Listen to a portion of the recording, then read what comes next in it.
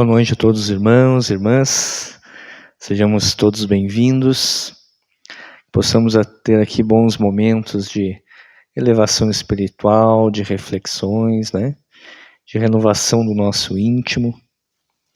Então, para a gente iniciar as atividades da noite, eu vou ler uma pequena mensagem de autoria espiritual do Espírito Emmanuel, que tem como título O Selo da Paz.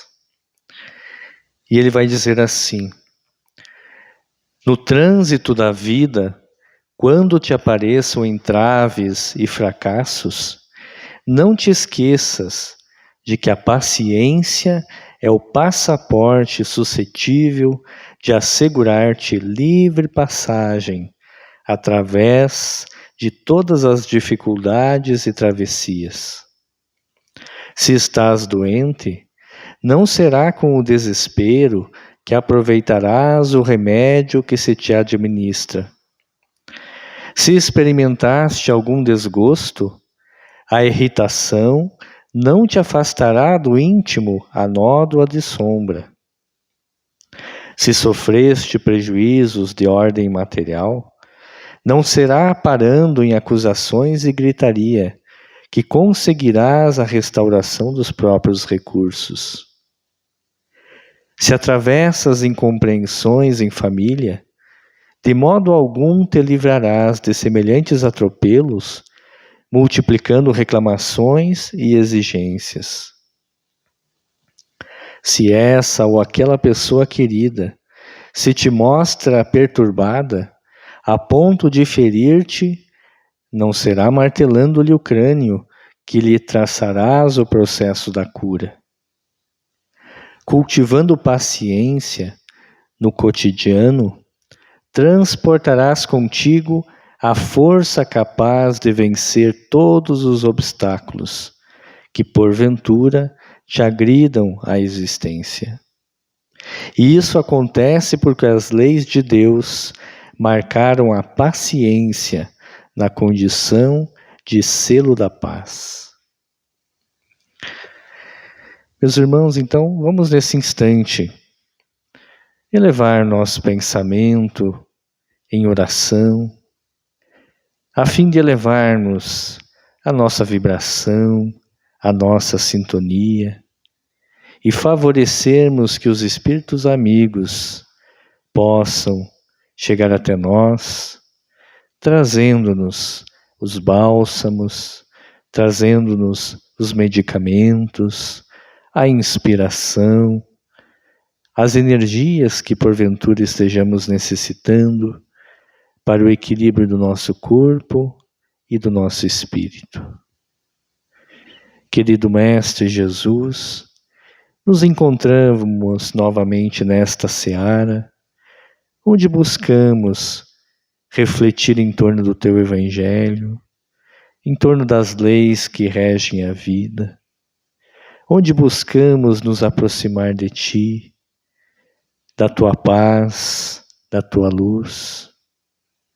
Permita que os bons espíritos possam iluminar a nossa mente, o nosso coração, trazendo-nos tudo aquilo que se faça necessário para o nosso fortalecimento, para a nossa iluminação interior. Que o nosso anjo guardião possa estar nos inspirando, nos protegendo, retirando de nós todas e quaisquer energias que sejam diferentes das energias do bem. Ilumina-nos, Senhor, para que nesta noite possamos bem compreender a mensagem, os ensinamentos que os bons espíritos procuram nos passar. Que a Tua paz, que a Tua luz seja em nós, hoje e sempre. Que assim seja. Meus irmãos, para a noite de hoje, nós vamos trabalhar este tema entre a justiça e a misericórdia. Um diálogo com o ministro Sânzio. E este tema ele é baseado no capítulo 7 do livro chamado Ação e Reação. Então, o cerne dessas reflexões é um diálogo de um ministro da cidade de Nosso Lar, cidade espiritual, que ele vem até uma instituição, tipo um pronto-socorro, um posto avançado da cidade de Nosso Lar. E este posto avançado chama-se Mansão Paz, que fica numa região do plano espiritual próxima aqui ao plano físico, mas é uma região que abriga espíritos em grande sofrimento. É uma região de trevas. E por misericórdia, por bondade, esses mentores espirituais criaram lá uma instituição que busca ir auxiliando esses espíritos na medida do possível. E André Luiz, que é o espírito que vai, como um repórter, né, nos trazer esses relatos das suas experiências no mundo espiritual, ele tem uma série de livros nesta metodologia. André Luiz, então, vai ficar nessa instituição por 3 anos. Ele e um companheiro chamado Hilário, então 2 aprendizes, para que eles possam entender a lei de ação e reação. E quando a gente fala na lei de ação e reação, eu me lembro sempre de uma entrevista com o Chico Xavier, em que uma pessoa perguntou para ele qual a maior lição que o Espírito Emmanuel, que era o mentor espiritual do Chico Xavier, havia passado para ele durante aqueles todos os anos de trabalho juntos. E aí o Chico relata uma história que havia acontecido na família dele há muitos anos. Quando eles eram mais jovens, ele tinha um irmão que era o braço direito dele, espírita também, era companheiro de atividade no centro espírita. Mas, por essas situações da vida, esse irmão desencarna, retorna para o plano espiritual e deixa então a viúva e 2 crianças, 2 filhos. Após o desencarne então desse irmão, a esposa, né, a viúva, que já tinha algumas dificuldades psicológicas, talvez pelo impacto da viuvez, perde totalmente a lucidez, o equilíbrio mental. E aí o Chico se vê obrigado a interná-la num sanatório em Belo Horizonte. E aí naquele dia que ele retorna de Belo Horizonte, e aí as crianças chorosas, né? Uma das crianças tinha bastante deficiências, e obviamente sentindo falta da mãe, né? E o Chico começa também a chorar, se lamentar daquela situação. E então aparece para ele o Espírito Emmanuel e pergunta: o que você tem, Chico? Né? E aí ele diz: pois é, meu irmão, você sabe, hoje tive que internar a fulana lá no sanatório, e veja, essas crianças estão com saudade da mãe, veja aquela criança que é deficiente e tal. E aí o Emmanuel começa a administrar para ele o consolo, né? Dizendo, mas aquela irmã está lá internada, está bem cuidada, tem pessoas especializadas que vão auxiliá-la. Mas o Chico não continuava, né, se lamentando, mas veja bem, e tal. E aí o Emmanuel diz para ele, mas você está chorando por quê?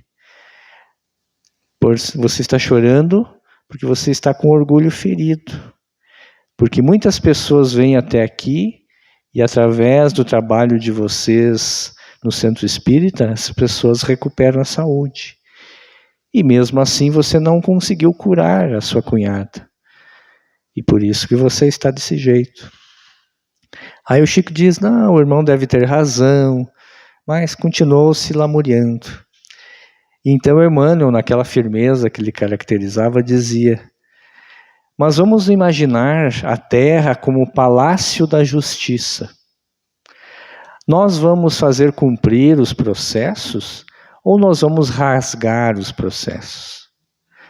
Aí o Chico diz, não, nós vamos cumprir com os processos.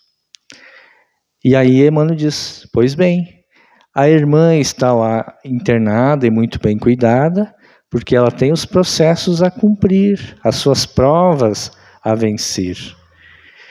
E se você quer auxiliar, seja a mãe, substitua a mãe para essas crianças, faça o teu melhor. Quando aquelas outras mães estão lá no sanatório, eu nunca vi você chorar por elas. E a Dor Xavier não é diferente da Dor Silva, da Dor Gomes, da Dor Silveira. E eu acho interessante o Chico colocar isso como a maior lição que ele recebeu do Espírito Emmanuel. Quando a gente encara o planeta Terra aqui como o palácio da justiça, e nós temos dificuldades de entender a vida desta forma.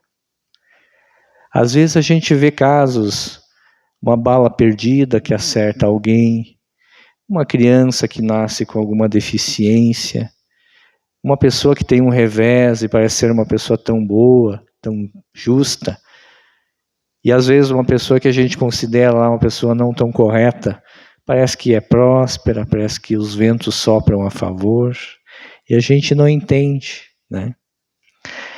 E aí a doutrina espírita vai nos trazer um estudo muito aprofundado sobre esta lei fundamental da vida de ação e reação.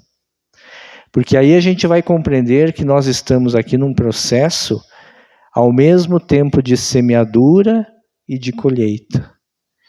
Ao mesmo tempo que nós estamos agindo, nós estamos sofrendo as consequências das nossas ações, boas ou ruins. E aí, nesta instituição, vem então esse mentor Sânzio e vai ter um diálogo com as pessoas dali, os trabalhadores daquela casa. E aí eu vou trazer aqui algumas ponderações deste mentor, que resumem muito, assim, de uma forma excelente, a lei de ação e reação. A primeira reflexão que o Sânzio faz é que todos os valores pertencem a Deus. Nós, às vezes, não nos damos conta que até o nosso corpo, todos os átomos que o compõem, o oxigênio que nós respiramos, a luz que vem do sol, tudo pertence a Deus. E todas as forças que nós utilizamos no trabalho, na aquisição de bens, no desenvolvimento material, tudo isso é empréstimo do Criador para nós. Eu faço uma analogia, como às vezes existem aqueles restaurantes e tem lá uma sala para as crianças, né? Então tem os brinquedos e tal. Aí enquanto os pais têm um momento de tranquilidade à mesa, as crianças têm um espaço lá para brincar, para que o lúdico, para que aquele momento seja prazeroso. Deus nos fornece todo esse universo, toda essa matéria, todas essas condições, como alguém que fornece para uma criança os meios dela viver, dela experienciar e dela se desenvolver. Com a diferença de que se a criança quebrar o brinquedo, não vai ter ninguém que vai consertar por ela. Ela mesma vai ter que retornar ali e arrumar aquilo que ela bagunçou, corrigir aquilo que ela fez de errado. Então, o tempo e todas as condições da vida material são empréstimos da divindade para que a gente possa promover o nosso desenvolvimento. E aí, não há progresso sem justiça na aferição de valores. Às vezes aqui no plano físico, tem o chamado quem indica, né? Às vezes uma pessoa consegue ter lá um parente que tem uma determinada posição, alguém que favorece com um cargo aqui, uma condição ali. Mas perante a justiça divina, o nosso desenvolvimento vai ser através do nosso esforço. Sem o nosso trabalho pessoal de crescimento, nós não vamos conquistar o galardão que a gente almeja. Não existe um céu de eleitos como um privilégio que é concedido para alguém. Cada um de nós vai receber as condições, as missões, as tarefas, os compromissos, as ferramentas, mas é o trabalhador que precisa pegar a ferramenta e produzir. Não há benesses no sentido de gratuidade. Tudo na vida envolve mérito. E é por isso que da justiça ninguém fugirá. Às vezes aqui no mundo as coisas passam despercebido. Muitos crimes não são vistos. Só a pessoa às vezes sabe aquilo que fez. Mas perante a justiça divina isso não acontece. Porque a gente tem dentro de nós uma espécie de um gravadorzinho. 24 horas aí está gravando tudo que está acontecendo. Até as mínimas coisas que a gente gostaria de esconder da gente mesmo, esse gravadorzinho está lá, gravando. Por isso, a gente nunca deve ter dentro de nós qualquer tipo de intenção, de sentimento de vingança, quando às vezes alguém faz um mal para nós. Porque a gente pode ter a certeza de que, no tempo certo, a justiça divina vai chegar até esse irmão e vai trazer as lições necessárias ao aprendizado. Não como vingança, não como uma punição simplesmente, mas como um elemento de desenvolvimento. E aí como é que funciona então a administração dessa justiça divina? Sanji vai nos falar assim, que nas esferas elevadas, próximas ao governo espiritual do planeta, tem os gênios tutelares, espíritos já bastante elevados, que vão estabelecer os critérios, vão auxiliar nos processos de desenvolvimento de todos nós. E aí eles vão fazer lá a avaliação para a concessão de empréstimos e moratórias, créditos especiais e recursos, para aqueles que estão se esforçando no bem. Então, às vezes, dentro da nossa conta, do nosso passado, nós temos muitos erros cometidos, muitas coisas a serem corrigidas.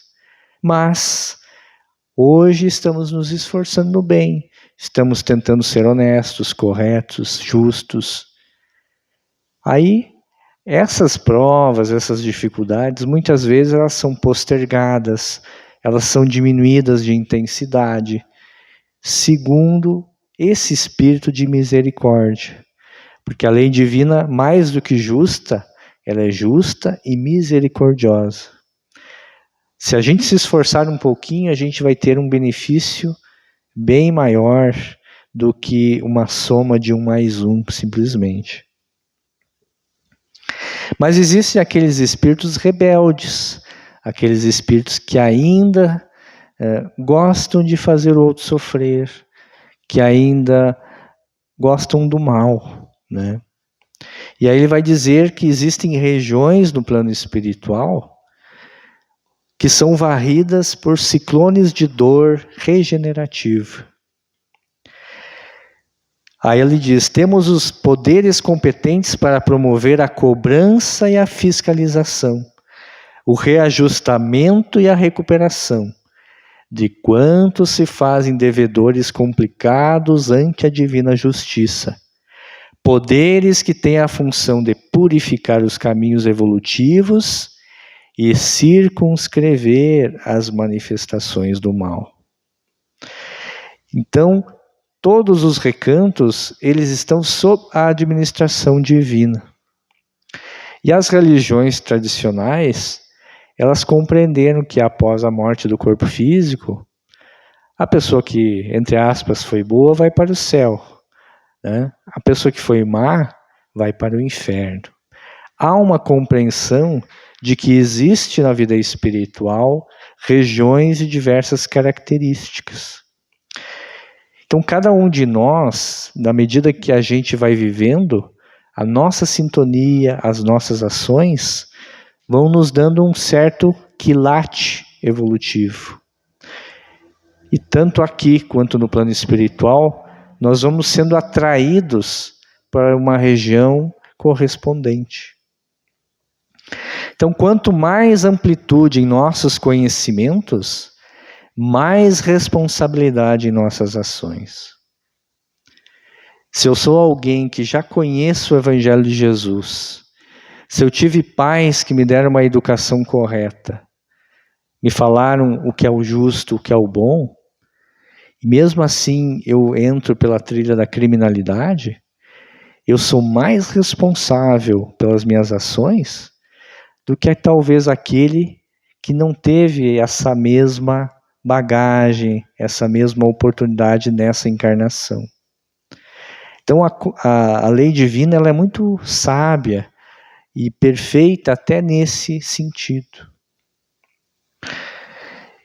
Quando a gente fala, por exemplo, do bem e do mal, às vezes a gente pergunta o que é o bem e o que é o mal. E perguntaram isso para o mentor. E o mentor vai dizer: o bem, meu amigo, é o progresso e a felicidade, a segurança e a justiça para todos os nossos semelhantes, e para todas as criaturas de nossa estrada. É fácil identificar o bem, né? E quando a gente age no bem, a sensação interna de paz e de alegria já nos dá o aval de que aquela nossa ação foi benéfica. Mas e o que é o mal? Aí ele vai nos dizer uma coisa interessante, que o mal é quando é o bem somente para mim mesmo. É o bem em detrimento do bem do outro. É quando o meu bem agride, faz o mal, prejudica o outro. E isso vai estar vinculado a uma série de sentimentos que são ruins. O egoísmo, a vaidade, o orgulho.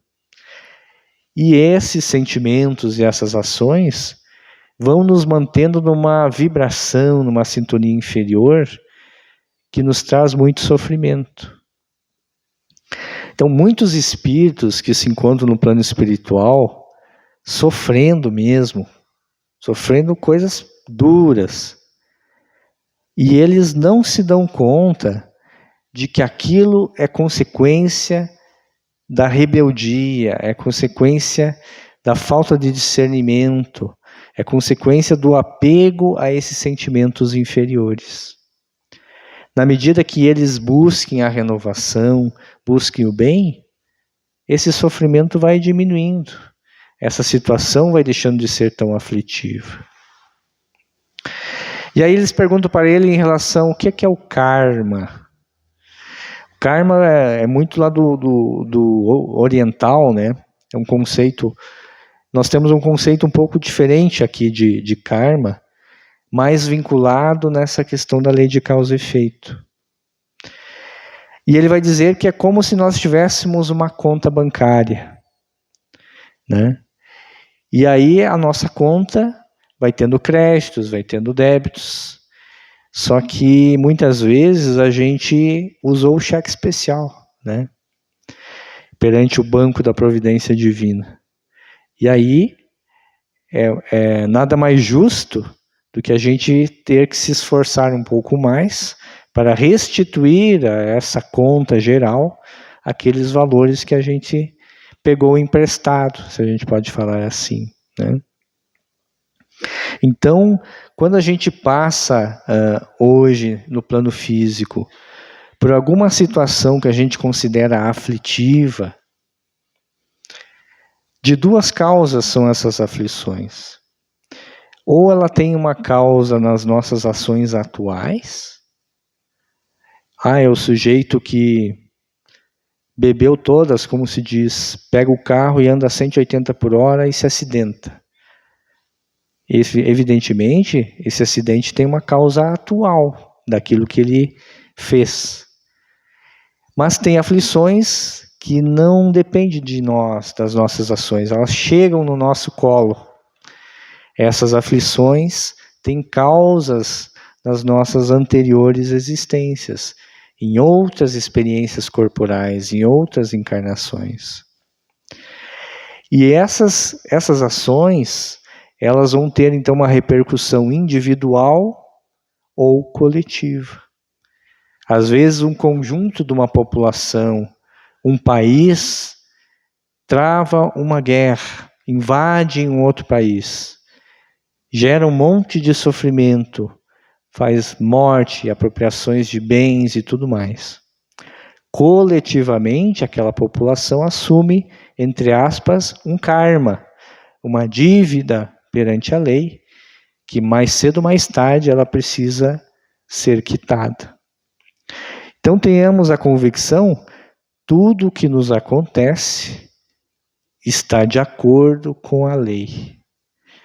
Como diz o Evangelho, não cai uma folha de uma árvore sem que Deus o permita.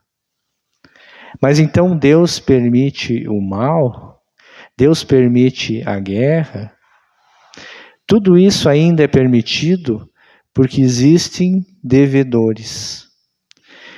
A gente lembra sempre que existe injustiças, existe injustos, mas não existem injustiçados. Quando algo acontece para mim, nós deveríamos, na verdade, ao invés de reclamar, ao invés de sofrer, nós deveríamos agradecer. Porque às vezes aquele que me fez o mal, ele assumiu aquela minha conta, aquela minha dívida, que ele vai ter que pagar algum dia. E eu sou como aquele devedor que se livra de algo que estava me pesando na consciência. Então, no quilate das nossas intenções e aplicações, nos sentimentos e práticas da marcha, a vida organiza em nós mesmos a nossa conta, agradável ou desagradável, ante as leis do destino. Diz que lá em cima também tem o nosso livro da vida, né? Tá tudo gravadinho. E aí a gente volta para o plano espiritual, dá uma olhada na ficha e diz, preciso voltar para corrigir isso aqui, isso aqui, isso aqui, né? Só quando a gente reencarna, a gente esquece e acha que é tudo muito, muito errado, muito injusto, que eu nasci na família errada, que eu estou no trabalho errado, né?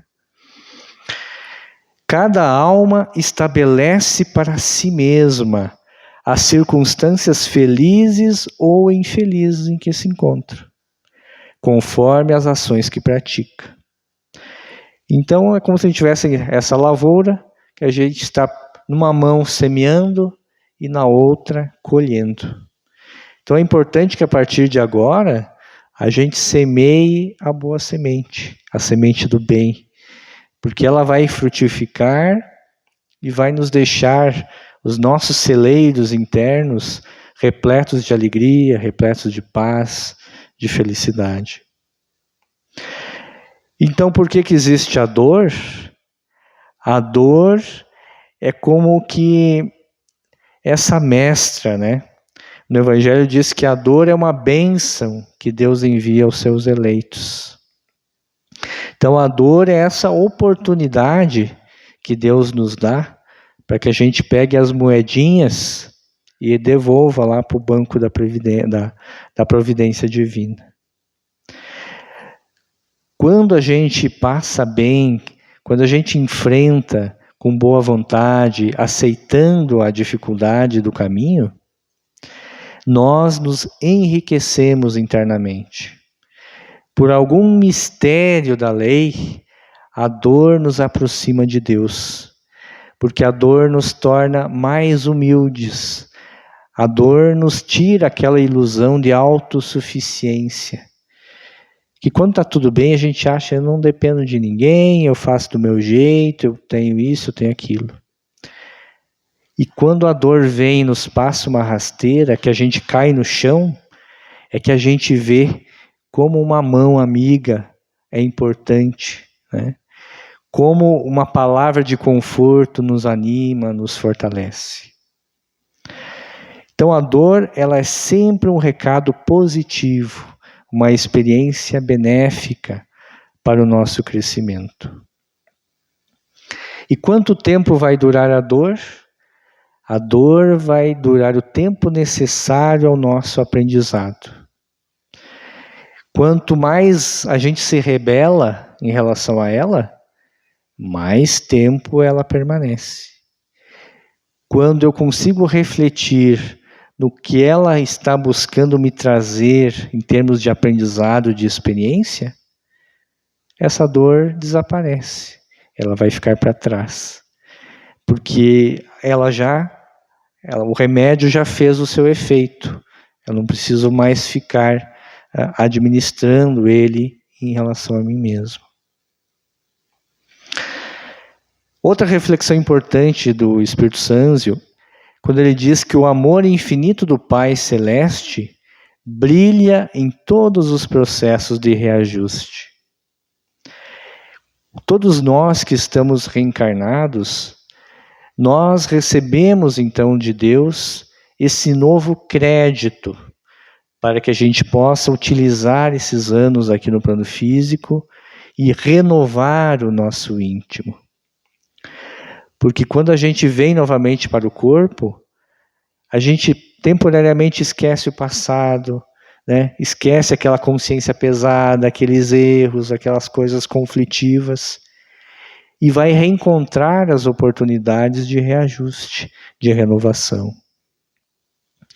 E eu lembro sempre, já quase finalizando, de uma história relatada pelo espírito de Humberto de Campos, que ele comenta que 2 trabalhadores do bem, que se encontravam há muito tempo no plano espiritual, já muito bem, assim, com muitas horas de serviço, né, na colônia espiritual, mas eles queriam ascender, né, eles queriam progredir e ir para uma instância espiritual mais elevada. Porque o plano espiritual não é uma coisa só. É como se a gente colocasse uma série de... Imaginemos o arco-íris, né? Um arco-íris ao redor do planeta, e você tem várias faixas de vibração espiritual. Então, quanto mais elevado o espírito, ele vai para uma região mais em harmonia com a sua vibração. E esses 2 trabalhadores desejavam subir, então, ir para uma esfera mais elevada. E o convite não chegava dos mentores, né? Até que um dia eles não se aguentaram e pediram uma audiência e chegaram, olha, nós estamos aqui há 100 anos trabalhando e tal, e a gente já teve a oportunidade de visitar lá umas instâncias e a gente gostaria de ir morar lá, que é melhor. E aí os mentores abriram as fichas desses 2 trabalhadores. E então eles olharam uma encarnação que eles tiveram há cerca de 300 anos aqui no plano físico, quando eles foram soldados. E aí, depois de uma batalha que eles haviam vencido o inimigo, tinha um grupo de soldados vencidos, né, da contraparte. E eles, só por prazer, por maldade, eles obrigaram esses soldados a ir num penhasco lá numa montanha e pular daquele penhasco. Então eles executaram, né, eles assassinaram aquele grupo de soldados vencidos. Quando eles se lembraram disso, eles pensavam, a consciência pesou, vou ter que reencarnar, vou ter que voltar lá e corrigir aquilo que eu fiz de errado, né? Então os 2 recebem a permissão, voltam ao plano físico, e dali a alguns anos eles se encontram com o piloto e copiloto de um avião.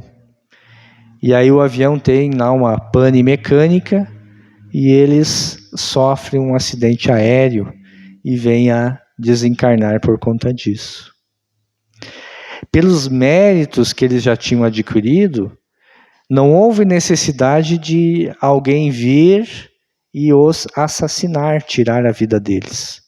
Eles desencarnaram por conta de um acidente.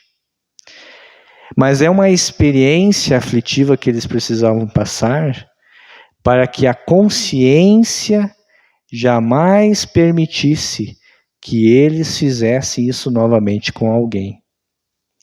Numa experiência futura, se eles tivessem a oportunidade de empurrar alguém de um penhasco, de um prédio, fazer alguma coisa nesse sentido, algo dentro deles dizer, não vou fazer, porque isso dói, isso é ruim, porque há aí reciprocidade, a empatia. Então, às vezes, a gente acha que tem grandes méritos de não fazer o mal, mas é porque a gente já fez o mal, já sofreu por conta do mal e que a gente sabe que aquilo vai nos gerar sofrimento. Então, são as experiências que vão nos enriquecendo. Então, quando a gente volta aqui para o plano físico, nós vamos ter que recapitular certas experiências. Esse ali é uma imagem de um videocassete, né, uma fita VHS. Os jovens talvez não saibam nem o que é isso, né? Mas antigamente a gente locava um filme, assistia e depois a gente quer rebobinar a fita, né? Quando a gente reencarna, de alguma forma o nosso corpo espiritual faz isso. E aí a gente vai ter as tendências a repetir certos erros que a gente cometeu no passado.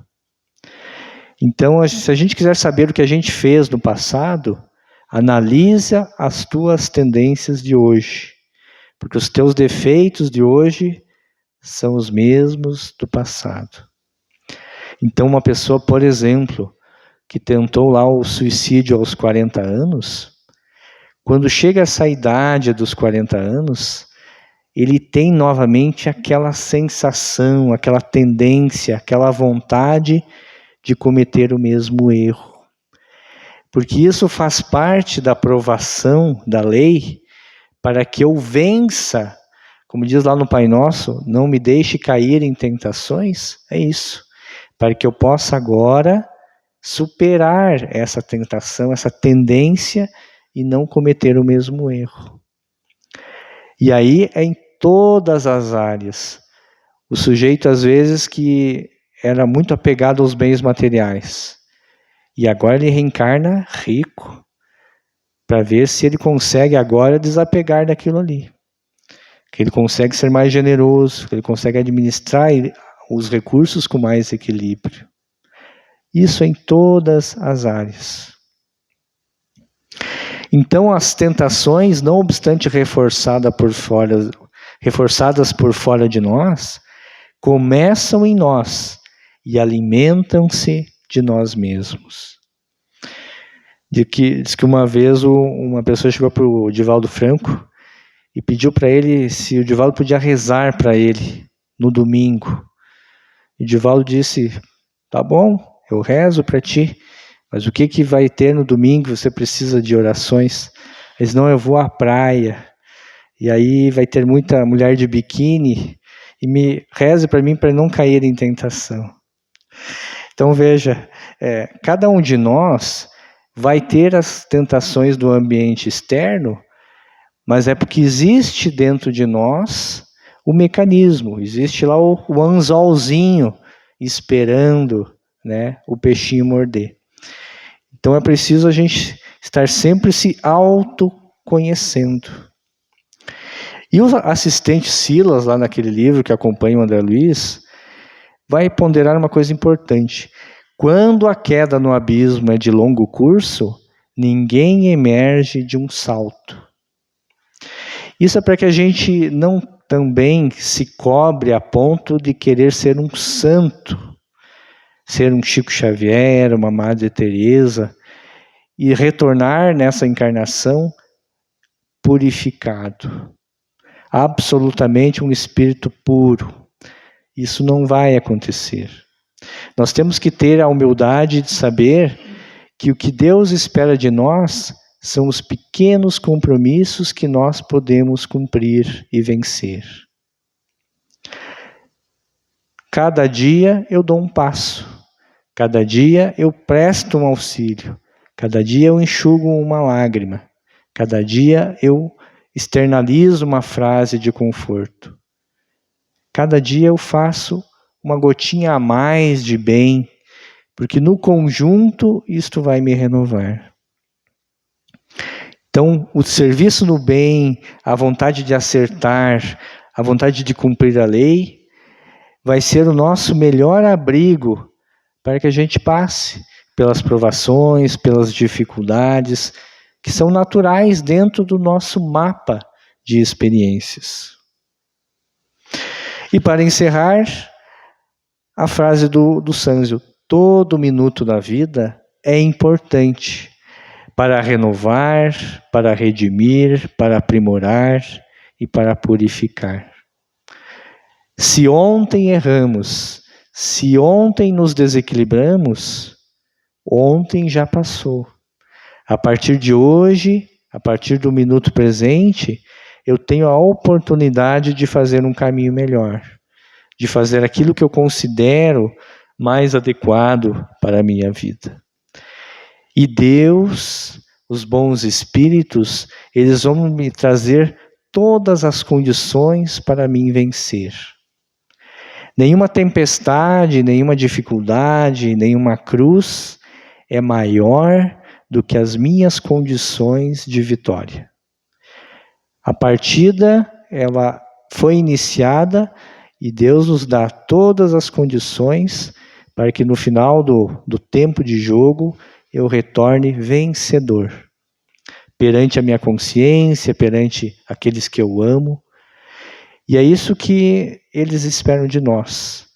As fichas, as moedas, os créditos foram todos nos dados pela espiritualidade superior. Cada dia que eles nos mantêm aqui no plano físico é como um voto de confiança, um voto de amor. Então, que a gente possa aproveitar esse tempo aqui na Terra e conquistar tudo aquilo que a gente almeja. Meus irmãos, vamos nesse instante então para a segunda parte dos nossos trabalhos, onde nós buscamos novamente o clima de oração, sintonizando com a figura do Mestre Jesus, nosso irmão, nosso amigo de todas as horas. Tu, Senhor, que passaste por todas as dificuldades, trouxestes somente a luz, somente o exemplo do amor, do perdão, e recebeste somente a ingratidão, a solidão, a incompreensão. Mas mesmo assim, no momento culminante da cruz, nos deste a lição de perdão, de amor, de confiança no nosso futuro. Nos encontramos, Senhor, nesta seara, buscando hoje sermos melhores do que o nosso passado de dor e de rebeldia. Fortalece-nos, Senhor, estas disposições para o bem, a fim de que os nossos passos, cada dia, sejam mais destemidos, mais corajosos, mais vibrantes no bem, e para que deixemos as paixões doentias, os desequilíbrios do mal, dos nossos caminhos do passado para trás. Ilumina os nossos olhos para que possamos identificar o bem que podemos produzir, o amor que podemos distribuir, a luz que podemos espargir.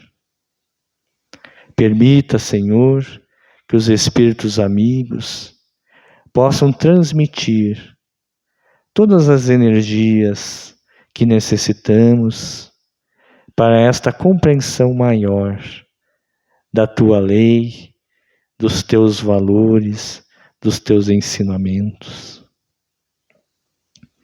Ampara-nos, Senhor, para que o nosso coração possa cada vez mais se encher de alegria, de generosidade, de tolerância, de mansidão, a fim de que a vida se torne para nós cada vez mais elemento de paz e de progresso.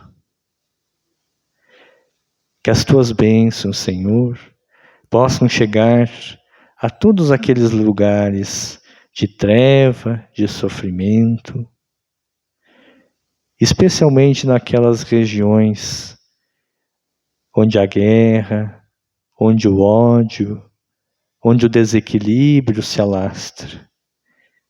Que as Tuas falanges de luz possam levar a confiança no bem, os valores necessários para que a paz, para que o amor triunfe.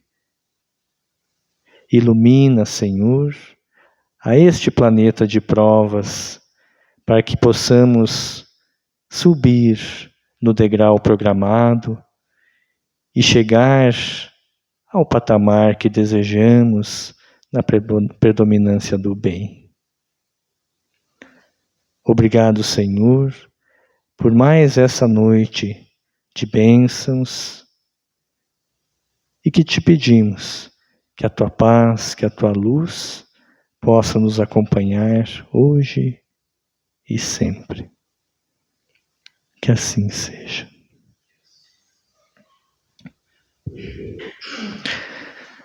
Meus irmãos, nossa boa noite a todos. Tenhamos uma semana de muita paz, de muita luz.